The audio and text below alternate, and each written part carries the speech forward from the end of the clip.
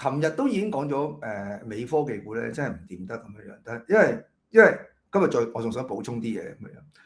咁點解唔掂得？就譬如話你呢一兩日都知道啦，就係因為 AI 咧，譬如話啲大企業或者係Google 啊、張面欄啦，即係跟住然後嗰個 Claude 啦，係咪？嗰個應該係 Amazon 㗎嘛？我有冇搞錯咧？係咪搞錯？唔好笑我，指正我啦嚇。咁我樂於被人指正嘅，冇問題嘅呢啲嘢。我冇自己為專家，即係將我自己睇法講出嚟嘅啫。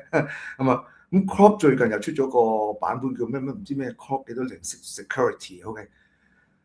因為一直以嚟咧，呢啲咁嘅 AI 寫程式咧，就不嬲都講話好多漏洞出現啊，安全漏洞出現咁樣。咁就係 Claude 啱啱出呢一個 security 嘅版本咧，呢個 version 咧係將呢一個咁樣嘅問題解決咗，就係佢係專對付啲漏洞。哇嘭一聲咁樣，你就嗰啲做呢啲 security 網絡 security 嗰啲咁嘅美股咧，全部大跌啦即刻。嗱，所以你見得到嘅就係話呢個 AI 咧，究竟咧係將來嘅發展會係點咧？我仲未好清楚啊！即係究竟嘅實用用途係點樣就我未好清楚。但係喺而家去到呢一刻嚟講咧，老實講，佢呢個 AI 發展對科技咧嗰個嘅過往科技人才真係大洗牌，真係一個真係有威脅嘅啊！即係你話對其他嘅範疇嘅嘢咧 ，AI 係咪幫得好大嘅手咧？我仲有保留，但係反而係咧，佢本身係 self-contained，佢自己咧。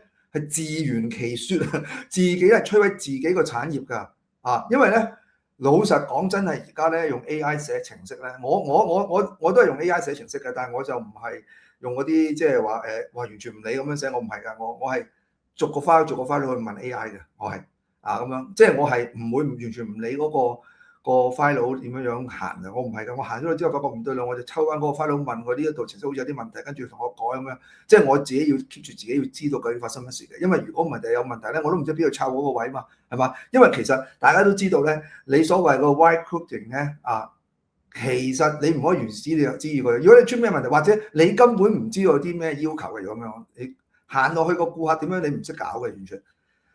你冇人鑊鑊都問佢喎，呢個咁咪好嘥錢嘅喎。我一個 file 都問佢，同你成個project 問佢行嘅話，好嘥錢嘅喎，大佬我唔制啊！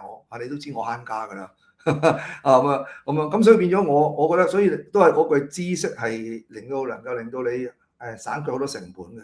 你話佢自己搞晒喎，你自己搞晒，你俾都係嗰句咯，好多嘢都係你自己搞晒，你即係俾人哋搞晒得㗎，你俾錢咪得㗎。係嘛？你俾起錢都一定搞晒㗎，係嘛？咁但係問題話錢係咪真係可以解決晒所有問題咧？未必冇錢解決唔到問題，就係錢唔可以解決所有問題。有啲問題咧都唔係錢嘅，有錢可以解決㗎。都要咧係咩咧？係唔多唔少都要有啲自己有啲能力嘅，真係咁樣樣。咁所以變咗就係話我自己。好好彩，我覺得就係話我自己原本如果冇 AI 學 coding，我都喺度諗緊死啦！我幾時學完咧？咁樣樣係咪啊？即係我會諗，因為以我嗰個進度，加上我年紀又即係唔係咁上下啦嘛，係咪嚇？即係最緊要隻眼啊！我隻眼望唔到咁耐即係老啦，真係係咪？啲人成日同我即係可能氹下我開心啦。啲舊生成日話：哇，誰點解呢個樣20年都冇變咁樣？其實有變嘅咁樣點會冇變咧？你攞翻我20年嗰啲片嚟睇個，同而家俾睇個話。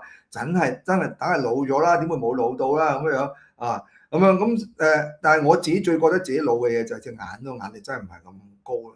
咁我自己擔心死啦，會唔會學到中途咧半桶水咁？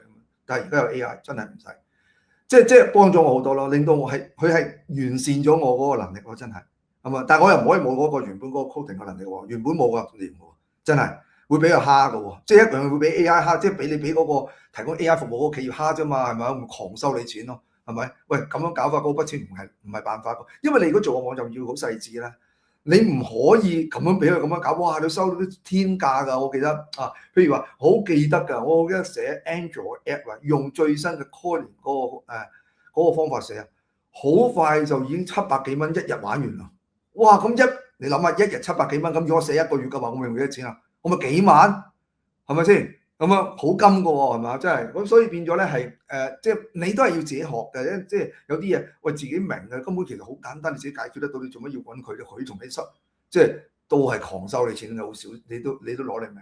但係的而且確真係令到好多 program 真係少，即係唔係唔使 program 啊，請少好多咯。好啦，而家又嚟啦，請少好多咩啊？呢啲資安啊，網上資安嘅人咯，唔係唔使要佢哋，要請少好多啊，甚至唔使呢啲咁多公司啦。咁呢啲公司又啲股價又大跌啦。所以你見到而家當前咧 AI 咧係咪對我哋實際嗰個現實世界產業係咪咁有摧毀力？我哋未去到，未見到住，未咁犀利。機械人嗰啲仲未成熟嘅咁樣啊，咁樣啊，但係即係仲要一段日子嘅咁樣，即係唔係話即係大佬你點樣你要去取締一個菲傭嘅話，大佬你真係仲有排啊，咁啊嗰個成本問題啊，大佬即係要考慮好多嘢嘅真係，係嘛咁樣咁但係我見到就係而家嘅科技本身就摧毀緊自己嘅科技，歷年嚟嘅科技，所以科技股真係我真係唔敢掂，因為尤其是美國科技股，我點知你做咗啲乜嘢，又點樣摧毀咩？摧毀人哋啫，係咪？又摧毀另一啲科技企業啫，係咪？即係而家你係自相殘殺緊嘅，OK？而咧慢慢演變咗一個新嘅一個科技嘅邏輯出嚟，而家。唔係話唔使科技啊，係演變一個新嘅科技邏輯出嚟。我自己都係適應緊，而家我都真係適應緊呢啲咁嘅科技邏輯啊。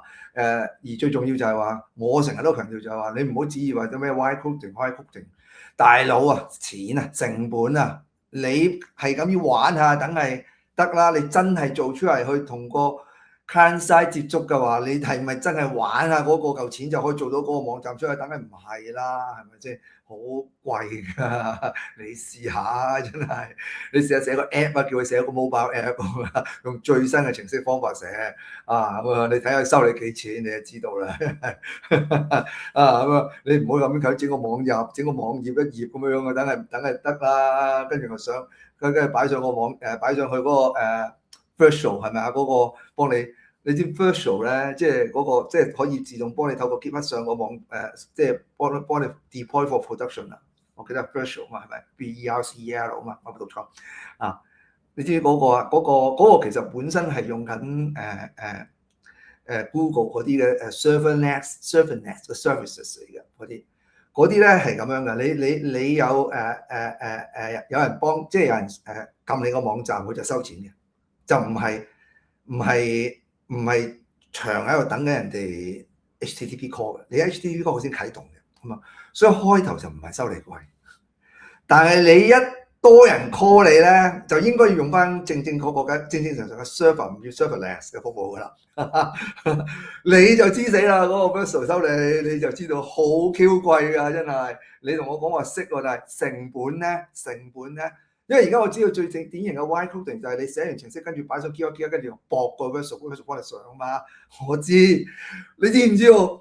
你後邊嗰條數，如果你真係個網上多人睇嘅話，OK啊，哇，嗰個成本真係啊，都係嗰句啦，知識就是力量，知識就可以減少你成本啦。